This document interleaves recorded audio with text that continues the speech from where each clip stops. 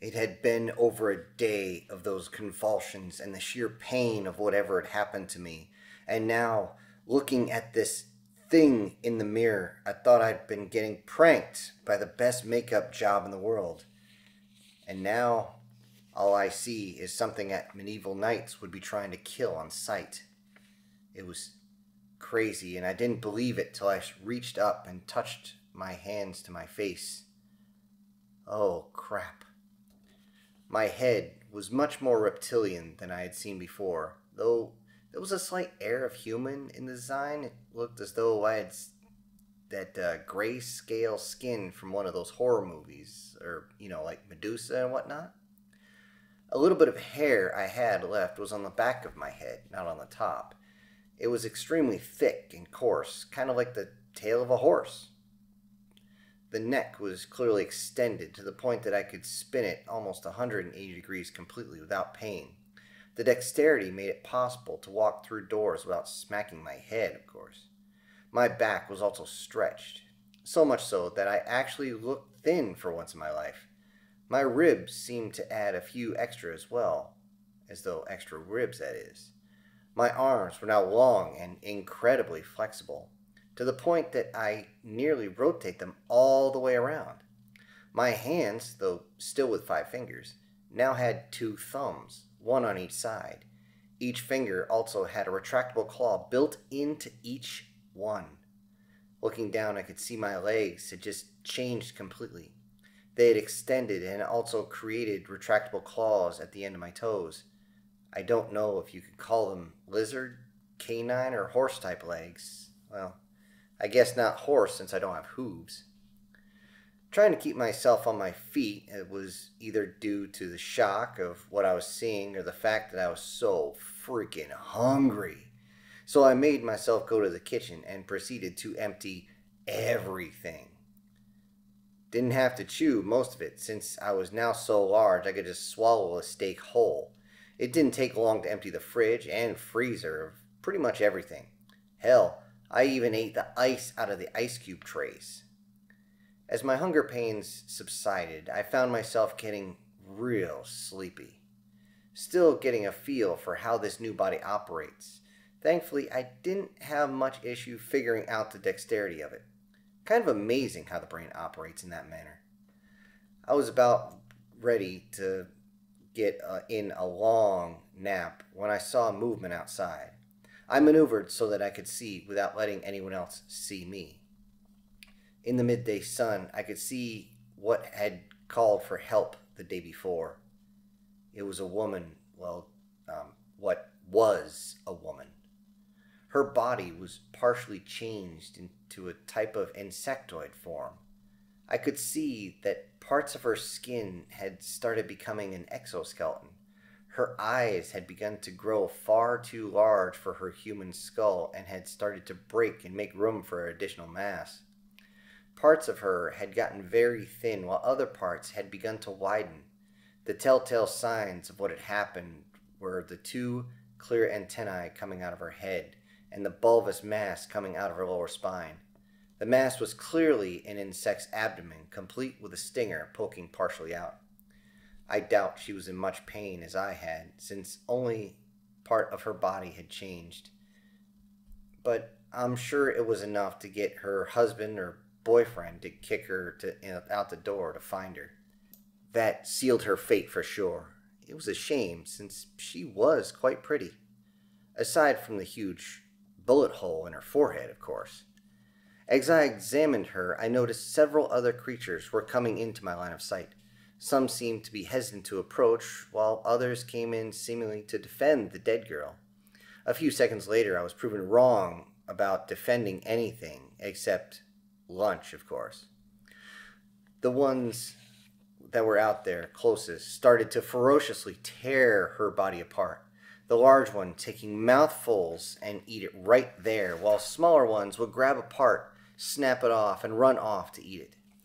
While this was going on, a single turkey vulture landed to wait until everyone was finished so it could pick off at the remains. Bad call. One of the smaller creatures that was there ambushed it and dragged it away to eat it, still flapping and screaming. When I say bigger and smaller ones, I must say that there were no two that were alike. There was a couple that seemed as though they were human once before, and now, eh. One looked as though it was part jungle cat, while the other had a more reptilian look. The reptile didn't look like me. In fact, it looked far more alligator-ish, to include an extended mandible that seemed to break through the exoskeleton without any single issue. The smaller ones had characteristics of animals like a dog and now had legs bent and segmented like a crab, or a cat that now had bat wings for front legs and no tail. I sat and watched as they all took the poor woman apart, leaving almost nothing behind. A few small bone fragments and a lot of blood were all that was left. The entire sight started to make me nauseous. That is, until I realized it was actually making me hungry. I turned and looked at the apartment and realized that I didn't have anything left but my emergency food. But with my appetite, I figured it wouldn't only last but a few days at best. I wasn't planning for the end of the world, but maybe an extended blackout. I was still very tired, so I went to sleep and found myself waking up around 11 p.m.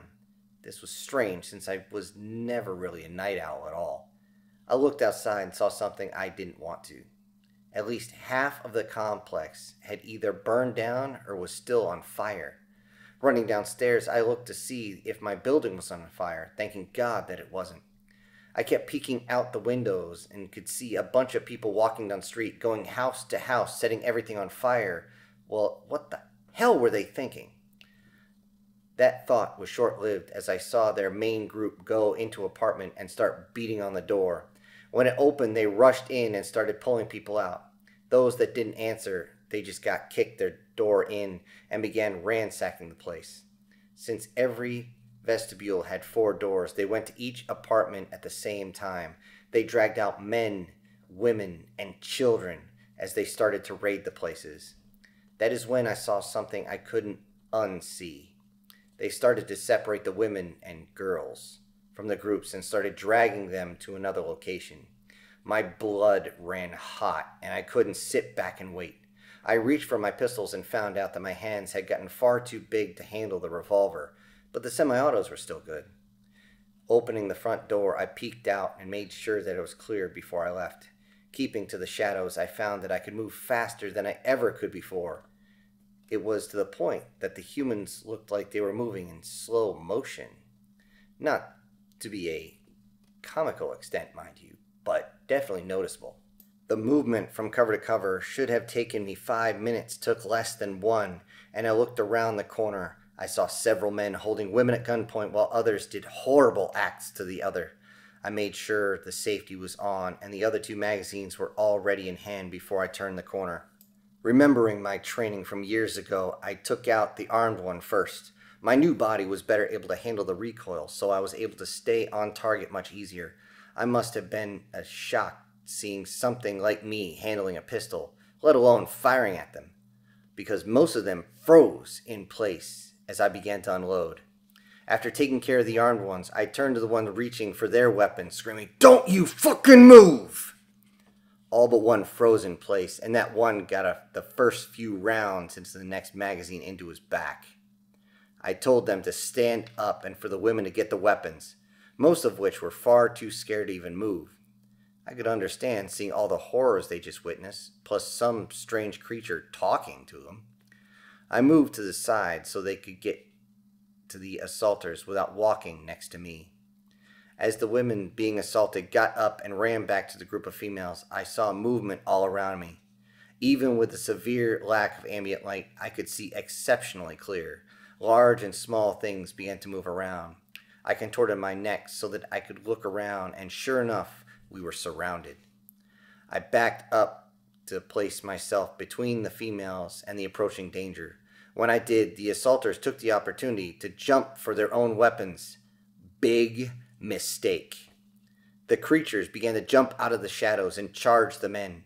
A few shots were fired before they were fully engulfed by flying limbs and clamping jaws. It looked around again and didn't see anything coming our way. I turned to the women, spun my pistol around so the handle was facing them, and asked, "Who knows how to use one of these?" The first one that raised their hand, I grabbed it and put the pistol into their palm. "Get these women out of here," I told her as I shoved the empty and full magazines into her pocket. They began to run as I turned to make sure we were not going to be chased. Then I followed them around the corner. They didn't even make 100 feet when 2 men with rifles appeared and told them to go back. These were obviously men from the same group, and I was able to stay hidden as they demanded that the women drop the pistol. With a lunge, I was able to jump onto the roof of the porch and began to climb my way to the roof. This new body sure was nimble. I climbed across the roof and looked over as they raised their rifles, screaming at her to drop the pistol. I wagers that she was just frozen in fear, but I wasn't going to. I jumped off the roof and landed on one of the unsuspecting men. I could feel bones crack as I landed on him. Blood sprayed up as compound fractures ripped through his skin. The second one turned away from the spray, giving me a large opening. I leapt onto him, using my new jaws to bite into his shoulder. I didn't even take much more before I was able to rip his arm from his shoulder. Blood sprayed across me as I spit the arm to the ground. The man thrashed in pain, and I wanted to end this quickly, so I bit down on his neck and ripped it out. Without thinking, I swallowed the mouthful of the man's body, went limp. I turned to the females, blood still fresh and dripping down my mouth. I grabbed the 2 rifles and tossed them to the small group and just said, "Take them and go!" They picked up the rifles, and I suddenly found myself very hungry. Not just hungry, but hungry for a fight. I wanted to take on those creatures, but I was able to remember that I had other monsters that needed to be dealt with. So I darted into the shadows and made my way back to the group, causing all the trouble. This time, I wouldn't have a firearm, so I had to do this smart and do this more viciously.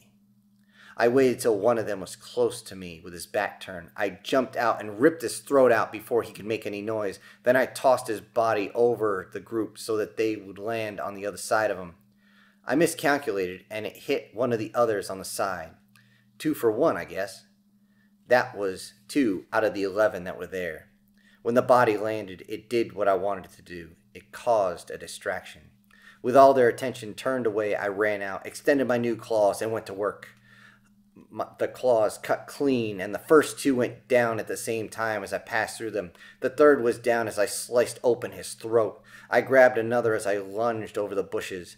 That was 6 out of the 11, but now they knew something was out there, something dangerous. Something had just come through and left several of them for dead as they bled out or choked to death on their own blood. Now something was tearing their friends apart while he screamed in fear and pain. I thrashed him around until he stopped moving, almost though a dog mixed with a crocodile doing a death roll as it thrashed. They thought they could just go back to their assaulting friends. Wrong again. This time shots rang out as the females realized that the world had changed and they would have to fight to survive. Smiling, I left and went back to my apartment. I figured the police would show up soon, and I didn't need them to see what I had become. I looked at my hands and realized that I had changed as well. On my return, I took a long shower and tried to come to terms with what was going on. After toweling off, I turned on my computer for the first time since the pain set in, and what I saw shocked me to my core.